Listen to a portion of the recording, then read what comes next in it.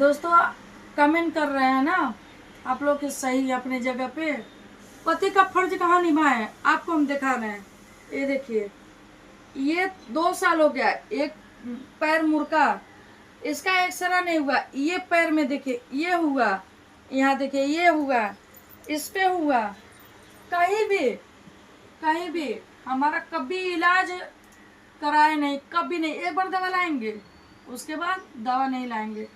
Kidney में मेरी सूजन, उसका भी रिपोर्ट ऊपर सब निकला, वो भी 1 महीना ही दवा चालू है। एक एक कंचन ही कसम खा लिया कि सरिता झूठ बोल रही है।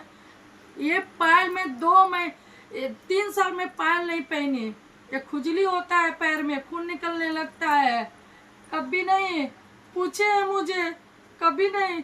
दिन तो दिन रात को नहीं पूछते कि तुमको क्या तकलीफ है। अरे भगवान से डरा, भगवान से लोगन डरा। अब भाई पटीदार हमके खाए ना देला।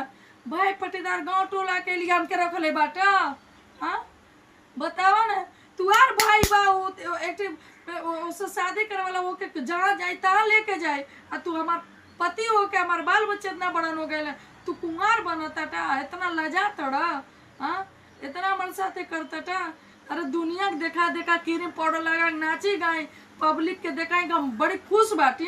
कितना खुश रखला। अरे पैसा ना रहला, इंसान प्यार के बोली से ही सब ठीक हो जाला।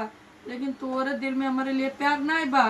शक ऐसे ना पैदा होला, ऐसे होला जो हमारे दुख नहीं।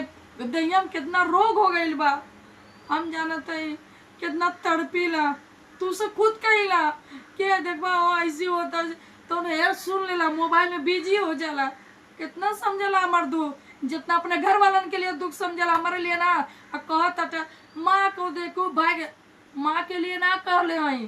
तू के मालूम बा के करे लिए कही ना, के करे लिए तू मरला मिटला जल्ला। तू ही भगवान है भाई या बहन ना देले बाटे।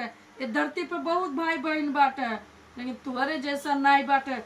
एक रिश्ता के लिए औरत अब बच्चों को बलिदान चढ़ा दे।